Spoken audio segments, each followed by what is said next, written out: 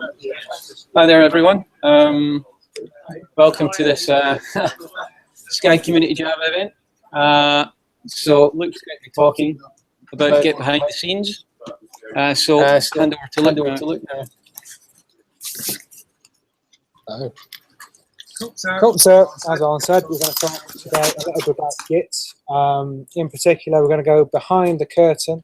And by this, I mean we're going to look behind the scenes at what Git is doing when you are running simple commands like git log, git commit, git add. You know, we're going to try and build up from the very basic blocks with the behind the scenes, what we call plumbing commands, to show you what Git is doing behind the scenes. The reason we want to do this is by giving you an understanding of the fundamentals and how Git is structuring things inside, and how Git is interacting remotely with servers and with clients. Hopefully you'll be able to have a better understanding.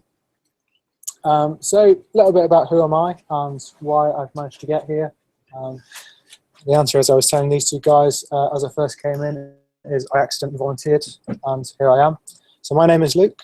I have a very, very predictable email address and Slack address if you want to ask me any questions later on. Maybe not later on because I'll be at home, but another time. I'm a software developer with the online video platform, specifically with the device concurrency management components. I've been a Java developer now for 7 years, I think. 5 of those years have been using Git. The other 2, I've used all sorts of things like CVS, Subversion, Bazaar, Mercurial. So I have some experience with version control systems, but I've just used them at the end of the day. So no more experienced, I guess, than any of you. So just wanted to reiterate what we're going to cover today. I've broken this down into 2 points. First of all, what is Git? We're going to explore in this section the kind of data structures that Git is using to build up from our very basic file level to our versioned file directory system tree, I guess. And then after we've built up that basic set of data structures, we're going to move on to how Git uses those data structures in how it interacts remotely and how it uses those data structures to save space. This is not a talk about whether you should use rebase versus merge. This is not a talk about whether you should use git flow. And this is definitely not a talk about subversion, because I don't like subversion. So what is Git? Well, we all know it to be a version control system. And we all know that it's a version control system, but I want you, for the time being, to suspend belief, suspend disbelief even, and stop thinking of it as a version control system. You know, wipe that from your mind, start from scratch. So what is Git? Git is a key value store. You know, we've seen other key value stores. You can probably think of MongoDB, things like that as key value stores, where you get a complex object and you store it by key. Git is exactly the same thing. So a value in Git is one of 3 types of complex objects. You have basic objects, which represent file content, tree objects, which represent data structures, and you have commit objects, which represent versioned history. In each and every case, a key is a SHA-1 hash of the object plus some arbitrary header information that varies based on the type of object. So, basic objects, I've already said, they are a very simple content of a file effectively. They are the binary blob of data that we are looking to version in our version control system, or in this case, store in our key value data store. The header for a basic object is very simple. It's just the type of object, in this case, blob, the size of the object when uncompressed, followed by a null value, and then you concatenate the object to that, and you take the SHA-1 hash of both the object and the header, and that is your key. All basic objects then undergo zlib compression to make sure that they're as small as they possibly can be, unless they're already very small, in which case zlib compression makes them larger. That's like 50 bytes we're talking about there. So just to give you an example of how we would construct a basic object and what Git is doing behind the scenes, I'm going to be using a lot of commands here that you will hopefully have never seen before. If you have, this talk is probably not new to you. So when we do things like git add, it's using a lot of these plumbing commands behind the scenes. I do touch on how to see what plumbing commands Git is using behind the scenes later on. So the first thing we do, or we would do, if the projector was rendering the full thing, that's slightly irritating. Is there anything we can do to fix that?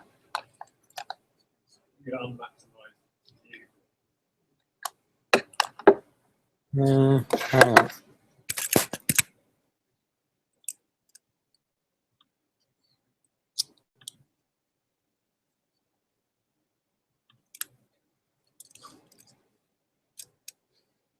No, that's not working, is it?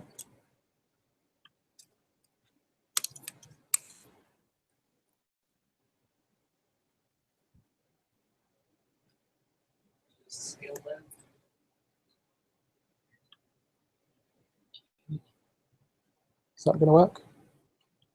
Is it doing anything?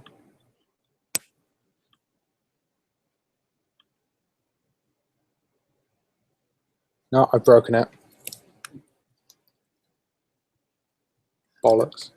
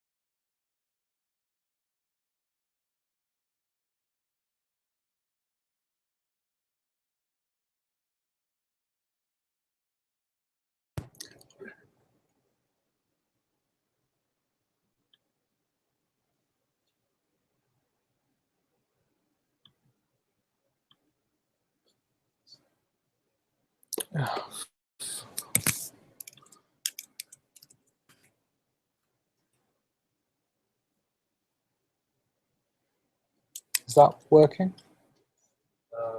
That's still showing you're sharing your desktop. So your keyboard. We've got sound back. Yeah, I think you need to share your whole desktop with it. Okay. It's going to get a bit meta now.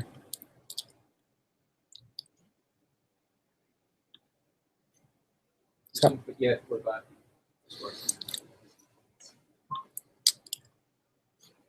I don't know how to fix that. I think you'll just have to take it on face value that says echo. Yeah, it's working now. It's fine. Okay. It's fine. Yeah. So yeah, you just have to take it on face value that this says echo up here. So we have some content here. In this case, believe in better. You may recognize the words. We're piping this in via standard in to what we call git hash object. What git hash object does is it creates a binary object file for us with some binary content. Our binary content in this case is believe in better. It appends the header, stores it in a local directory, and gives us back our key.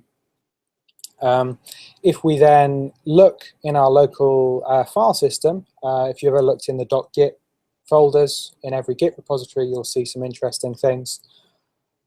That's ls there. It's not very helpful, is it? So we have a folder called F7. So the first 2 digits of a hash are the folder. So Git is sharding its objects by the first 2 digits of the hash. This is just to help some file systems that don't like very shallow directory structures. So we are storing our object as a local file on our local file system. We can use git cat file to tell us the type of file. It's returned blob, not that you guys can see it. We can inspect the header to get the size of the file, in this case 18 bytes. We can make it pretty print the content as believe in better. Second type of object that we have available to us are tree objects. As I mentioned at the very beginning, tree objects help us create a directory-like structure. So an individual tree object contains a list of tree entries where every entry has a mode, type of object, SHA-1 hash, and file name. The SHA-1 hash is a pointer to another object. That other object can be a blob, so a binary object, or it can be a pointer to another tree. So again, show you some examples on the command line, which again aren't particularly useful for you guys here. So we can update our local index to add an object into our tree.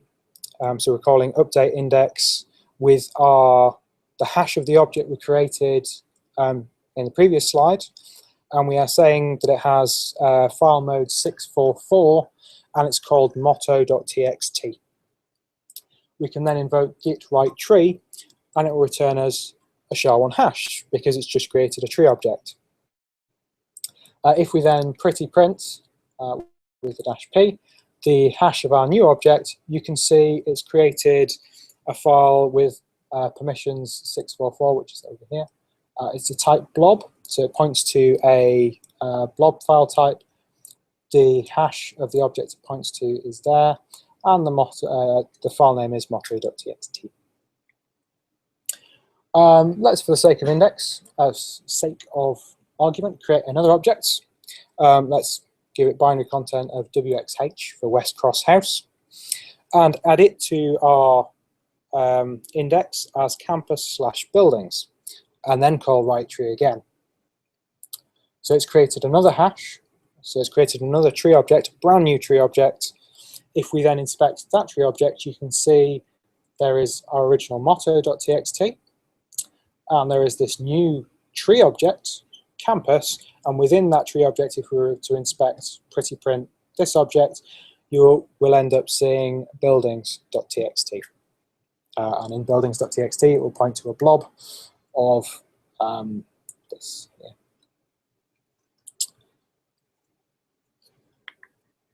So how does that look conceptually? We have our top level tree that points to a blob and another tree. The blob is our motto.txt, tree is campus, and the other blob is buildings.txt.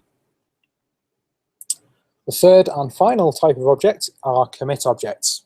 So at this point, we've managed to go from very simple key value store, where the value is just binary data.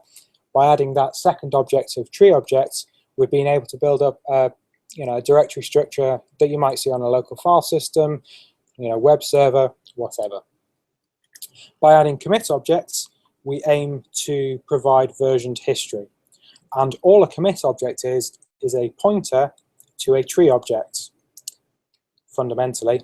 It also contains some other metadata like commit message, author, committer, and timestamps. It also can contain pointers to parent commit objects. Note the use of plural here. So a child commit can have multiple parent commits. What that allows you to do is have complex histories. Again, let's go through some examples. Again, not going to be particularly useful for you guys here, I'm afraid. So we can echo first commit to commit tree. Again, commit tree is a plumbing command. This hash we've got here at the very top under commit tree, that's our hash of our tree object. And by saying first commit, pipe that into commit tree, we're saying create a new commit object pointing to this tree. Git quite kindly gives us back a SHA-1 hash because it's just created a new commit object. If we then pretty print that commit object, you can see that it points to a tree object. There's a tree type here, and then there's our commit hash of the tree it points to, and then it also has that metadata I was telling you about. Timestamps are retrieved automatically from the date command, and author and committer are based on your configuration details. The reason author and committer are different are there are certain scenarios when they first envisaged Git, particularly in the Git source code itself and the Linux kernel, where you email patches over, you are the author of that patch, but the person who pushes it to the repository is somebody else. So it's kind of like a code review system. So you're saying, this person wrote this code, this person signed it off and committed it. So that's the reason they're different. If you're working locally, you'll more often than not find that both the author and committer are the same, unless you've done a rebase. Let's create a second object, second commit object. You can see here I've added another parameter, -p. This -p points to our first commit object. So I'm saying create a new commit object pointing to exactly the same tree because I was feeling a bit of a hacky mood, and say the parent of that commit is the first commit that we made. And again, it will create a new commit object for that. So at this point, we now have two commits. We've got two versions of the tree. How does that look like? Well, we can do a git log on the second commit, and it should show us both commits, right? It does. So if we just do a git log, you can see we have these two commits, and they are ordered by history. And that's entirely because we've set the parent commit of the second to be the first. So if you want to think about this fundamentally, we had the trees from before with our motto.txt and our campus/buildings.txt. If you think about our commits now, they are new objects. Each commit points into a tree, and each commit ends up pointing to another commit. So with this, we're able to build up a nice versioned local file system. So going back to what I'm trying to build up here, we've explored the three types of objects. Our commit trees provide versioned file systems, which is great, but we need some idea of parallel development. So what we're trying to do now is take it from being a key object store that can store versioned file systems to something that multiple people can work on as a version control system. And to do that, we need some idea of parallel development, so multiple people working on the same bits of code at once. The way Subversion does this is with branches. And the way Git does it is with references. So this is our commit tree from before. If you imagine this is our root commit, this might be the master branch, this might be a feature branch, and this bottom row might be a feature branch. So we've got 3 tracks of parallel development, 3 tracks of parallel commits. In Subversion, this is a branch. The entire top row is a branch. All we've done is copy across, trunk in the case of Subversion, and we've layered commits on top of that.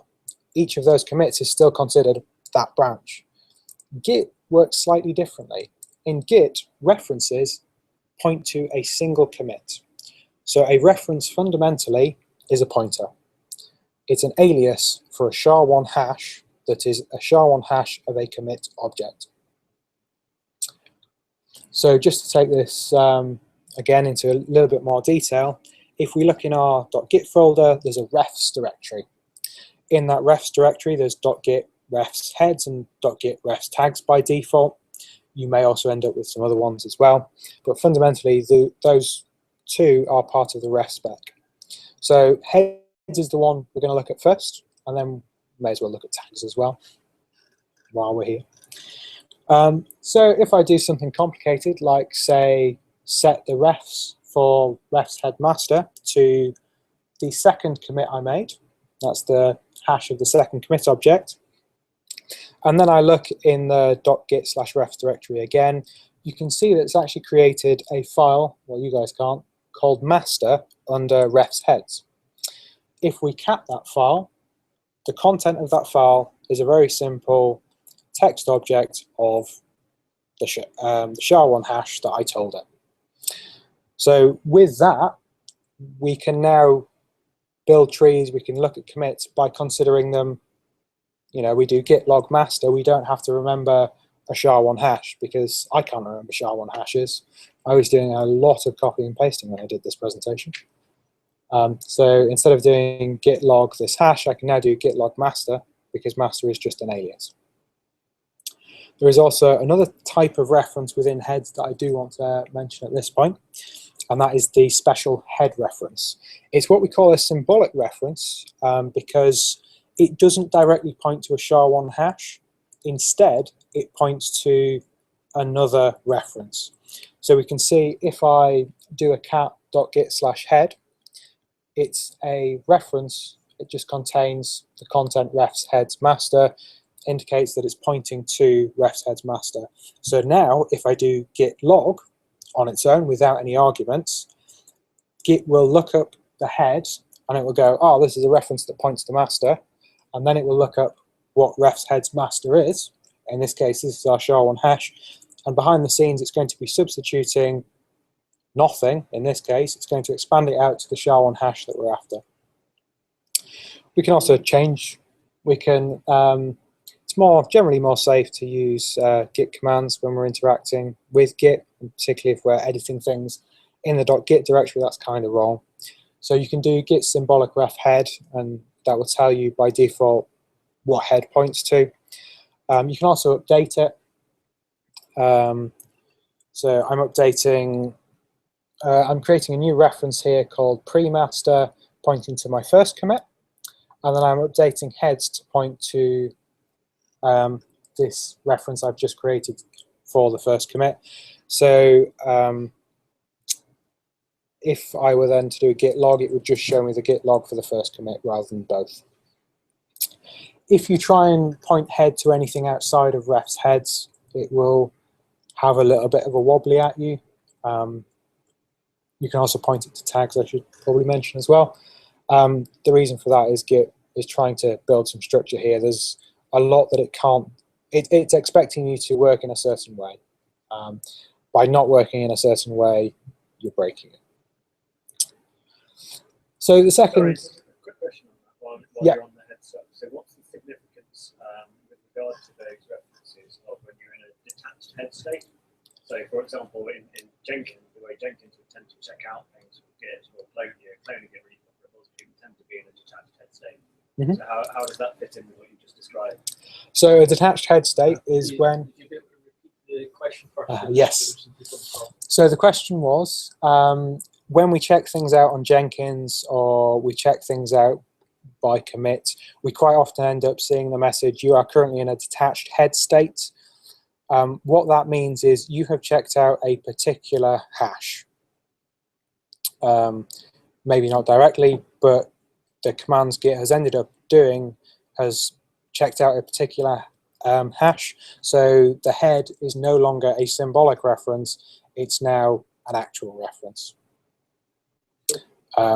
If you were to do another commit and then try and push it anywhere, it's a detached head, it's not pointing anywhere, it's not going to do anything.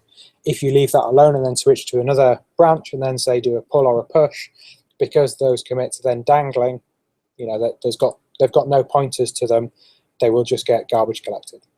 So avoiding detached heads is a good thing. The only reason you should end up with detached heads is if you're working off a specific commit. Okay. So tags are the second type of reference we saw in our .git folder. There are two types of tag. The first ones are lightweight. These are very simply normal references. They just contain a pointer to a particular commit. So if you want to tag a particular thing and then go back to it, you can do. It's very easy to do that. The second type is an annotated tag. Annotated tags are a little bit more complex. When you create an annotated tag in Git, it's actually creating an extra Git commit object and then creating a reference of whatever you're annotating it with to point to that commit object. And the reason you'd use annotated tags is because commit objects can contain any metadata you want. So you may have things like signed off by, reviewed by, you can give it a message. So to show you an example of that, if I create an annotated tag here called v1 against the hash of our last commit, so this is our second commit again, and you can see it's created a file in the refs tags v1 folder, and if we inspect that file, if we inspect the hash that that file points to, that's not actually the hash that we annotated. It's this pseudo commit object that contains some extra information. So you guys here can't quite see it, but there's actually a tag v1 here, tagger, in this case my name and the timestamp, and then we've got a tag message as well. So it's just a way of providing additional information for a particular tag.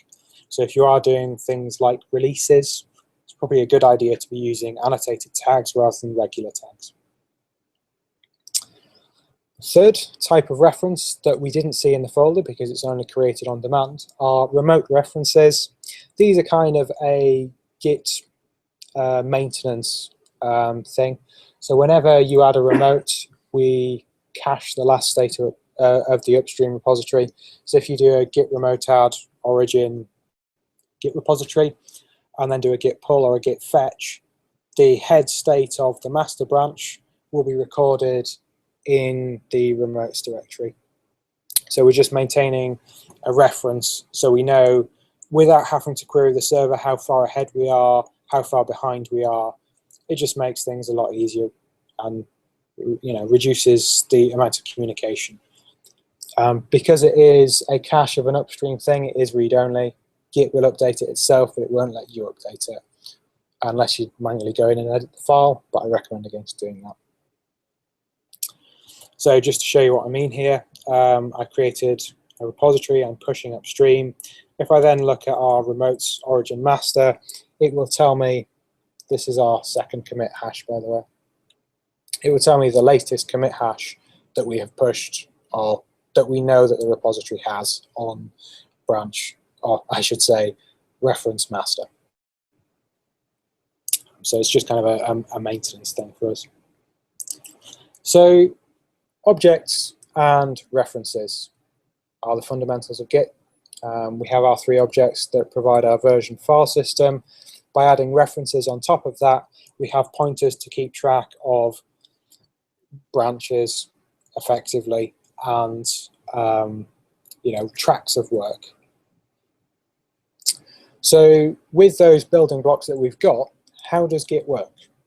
So firstly, I want to look at how Git makes things more efficient.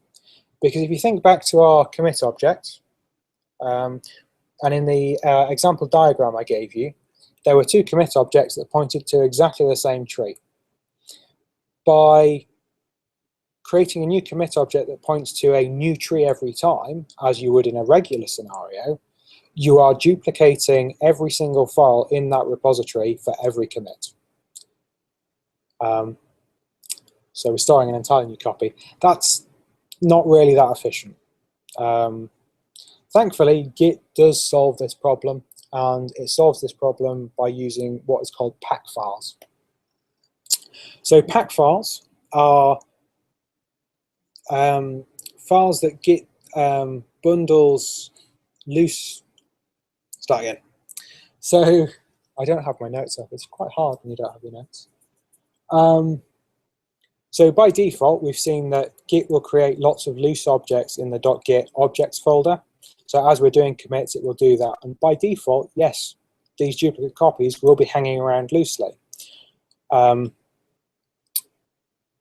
avoid bloat, periodically Git will pull all of these loose objects together into one file and resolve deltas between those files. And by deltas between files, What I mean is Git will scan through every file in a tree and see if it is similar to any other file in any other tree. So it's not, I've just changed this file, I'm only going to look at those 2 files. Git doesn't know about that. Git just sees a bunch of objects. So Git is doing a cross product effectively of all files and seeing what's the level of similarity, what savings could I make by resolving this into a delta. So even in one commit, if you have 2 identical files, Git can resolve those into a delta, the original file and a delta. So Packfiles get created whenever a GC is run. GCs get run whenever you have the potential for creating lots of loose objects. So whenever you do a git pull, whenever you do a git push, whenever you do a rebase, and Git will also do it periodically when some threshold number of loose objects are created when you run any command. So just to show you what Packfiles look like and how they get constructed. So you may recognize these lines. So we've got counting objects, delta compression, compressing objects, writing objects. You should see that every time you do a push or a pull. Probably more often pull. And what I've done here is I've created a brand new repository. It's got 2 files in it. One of them is the Angular.js source code as a first commit, and then as a second commit, it has exactly the same file with a 1 character difference. I've gone and added a new line. So there are 6 objects there, 2 blobs representing the 2 versions of the file. We've got 2 trees that represent the file name, and then we've got 2 commits, 6 objects. Now if we look under git objects, we've lost our .git/objects/reference, because what Git has done is it's pulled those 2 things together and it's put them into Packfiles. For every Packfile there is an index file.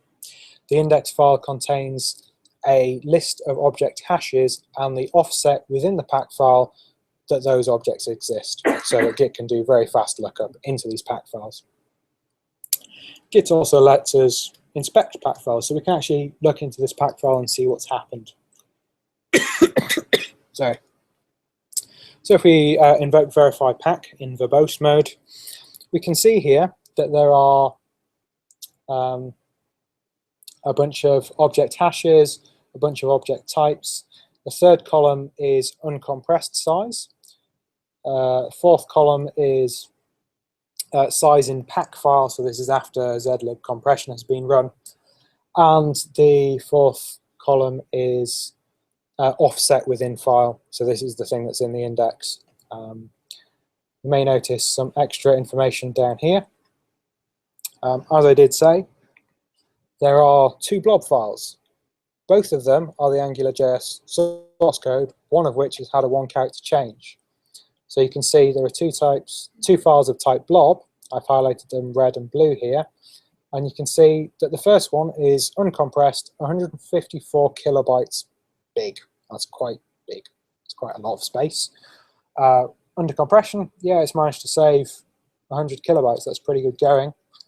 For our second copy with the 1 character change, you can see that it's a delta from the original, and it's been compressed down to just 37 bytes. So we've saved 150 kilobytes uncompressed and 50 kilobytes compressed. That's quite a good saving. The reason I introduced Packfiles first of all is because they're used quite heavily when we're dealing with remote interactions.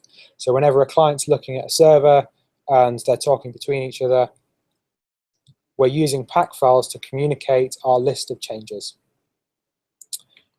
So I say here both SSH and HTTP use roughly the same protocol. This is true. When you interact with a Git server over HTTP, you're calling GET requests and POST requests that invoke local commands on Git. If you do SSH, you are executing those commands directly yourself. As I've said, we're moving Packfiles between client and server. Both send and receive are kind of split into 2 operations. So we're identifying references and what we need to transfer, and then we generate and transfer pack files by collapsing everything within those references into a new pack file and then sending that across. So in terms of receiving data, we issue the upload pack operation. I don't really understand why it's called upload pack when we're pulling data. It's just the way Git has been named helpfully. So upload pack gives us a list of references, and for each of those references, it gives us a point, the hash object that that reference points to. So we are able to determine, how far behind the remote repository might be. We then, as a client, send the list of commits that we have, or the most recent commits that we have, and the list of commits that we would like. The server will go through our haves and ack them. If it doesn't have one, it will knack them. If you see that, you'll end up with a scenario where Git goes, hang on, you've got some local commits, I need to overwrite them, or do a rebase or a merge. The server then constructs a pack file from the series of commits, and then it sends it across. So just to demonstrate what that means, we issue an upload pack, the server sends back a reference list, we negotiate our list of wants and haves so that the server can send us the right data. The server generates the pack file and sends it across to us. Now again, we can simulate this on the command line with some amount of difficulty. So if I SSH into some website and invoke the git upload pack command, you can see that it gives us back a whole blob of data. That blob of data isn't particularly readable from here. So just to highlight it, you guys here can't actually see what it is, but the first 4 characters on every line are the length of the line.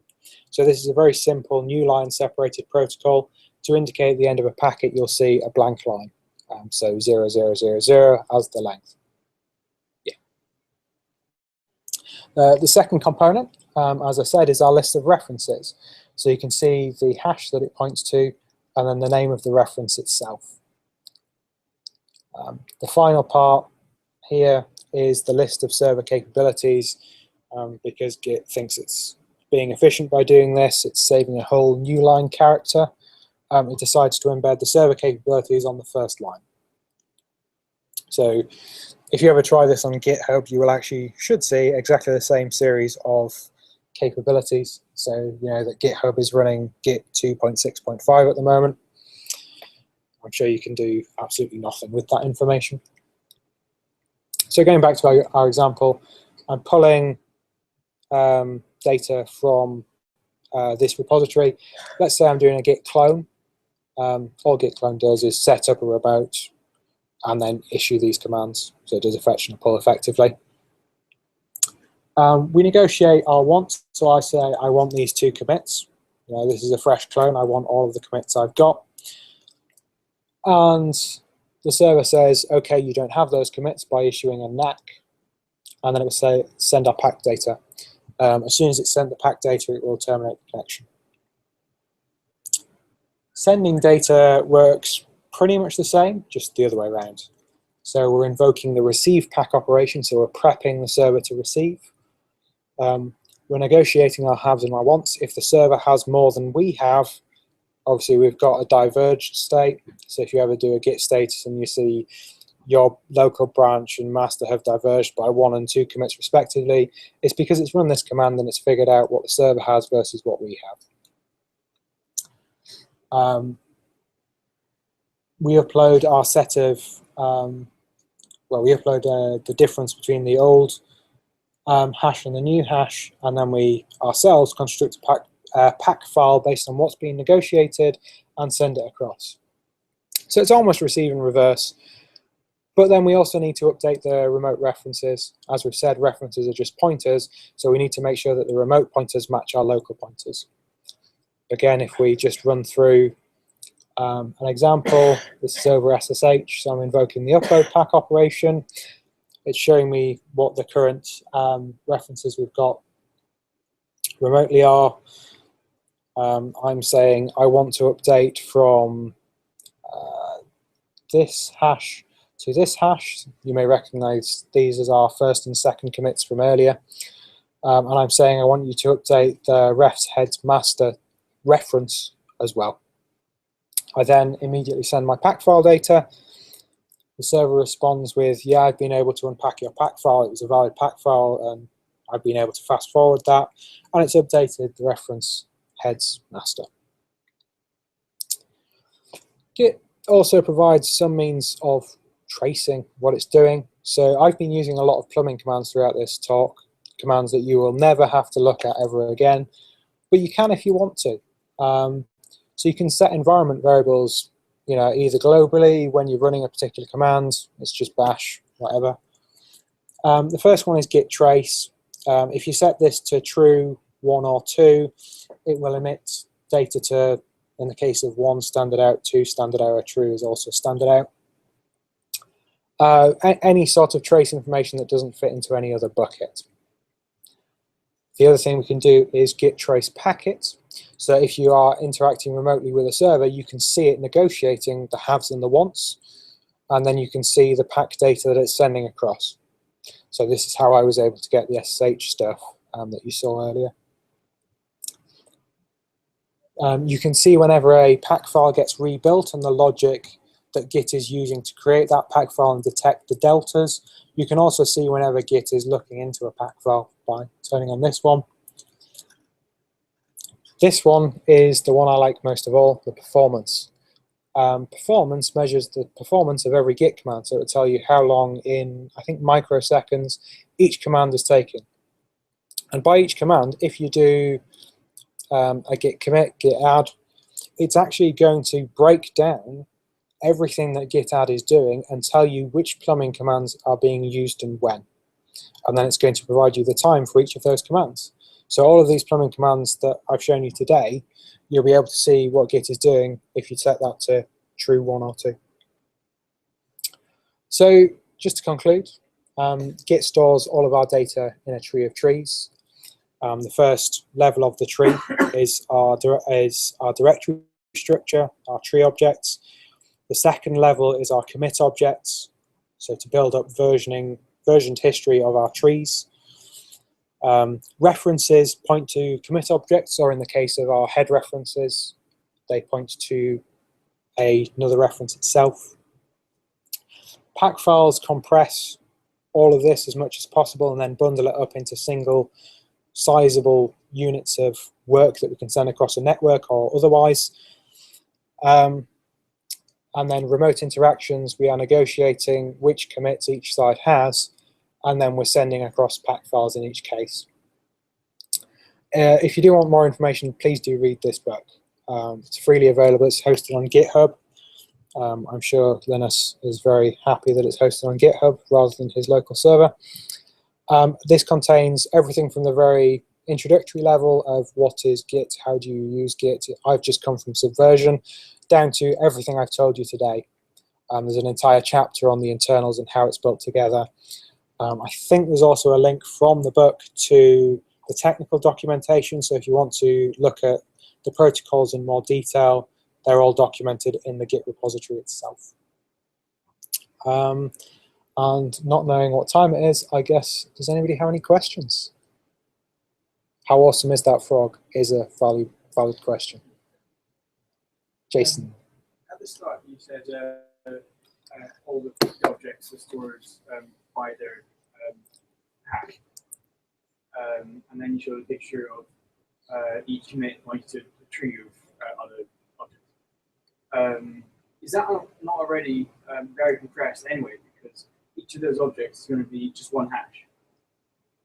So even before the pack files, isn't it already multiple commits fully pointing to essentially the same process and this object is? So yes, I should repeat the question. I should learn to do that. So the question was, please do correct me if I'm wrong. When we are creating our series of commit objects, they should be already fairly compressed because the commit objects are just pointing to hashes. Is that right? Yeah. Okay. So they're pointing to hashes. Those hashes are keys onto other objects. those objects contain all of the content of those objects. So a commit object points to a tree object. Tree objects point to either blob objects or other tree objects. Blob objects can be infinitely large. So say your first two commits, only one branch of the first tree object has changed. The other branches are identical. And because this object is stored under the hash of the object, they will be identical. And surely on your file system, they should be referenced in the same folder under the same name, pointing to the same actual object. So you're pointing out the flaw in my example there where I pointed two commits to the same tree. Maybe. I'll take it up some more. So if you have a regular tree, say I've got just a single directory with a single file called AngularJS, and it's the AngularJS source code. If I commit that, there is now a commit object pointing to a tree object, pointing to a blob object. That blob object is 150 kilobytes big.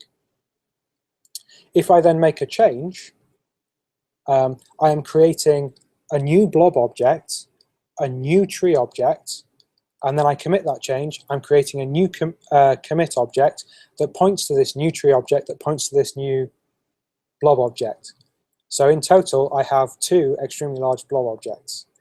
And the reason for Packfiles is to reduce those two large blob objects into one large blob object plus deltas as applicable. Cool. Any other questions? Yeah. So when you do a git diff, is that basically just showing you what it has stored in the pack file? The original file plus changes of the second file? So the question is, when you do a git diff, is it just looking up in the pack file to see what the delta is? Yes, if it's in a pack file. No, if it's not yet in a pack file. If it's not yet in a pack file, git is essentially scanning between the two commit objects. You know, the commit object might not be added to the tree yet, so it might be what's in your local file system, and it's essentially just running the diff command on the blob versus what it may have extracted from a previous pack file or a previous object in the tree. So if they're in pack files, yes. If they're not in pack files, no. But ultimately, it's only using the pack files as a hint. Make sense? Yep. Cool. Yep. It's a SHA of stuff. It's unlikely where there's collision in the SHA. So what are the chances of there being a collision in a SHA-1 hash? But when you consider the worldwide all commits that ever happen, someone must have commit something. So obviously commits are easy to resolve because part of a commit is a timestamp. So if it fails the first time, you just try again. For other objects, your guess is as good as mine. I'm not entirely sure that's being considered. It's probably very unlikely, but I'm sure it could happen.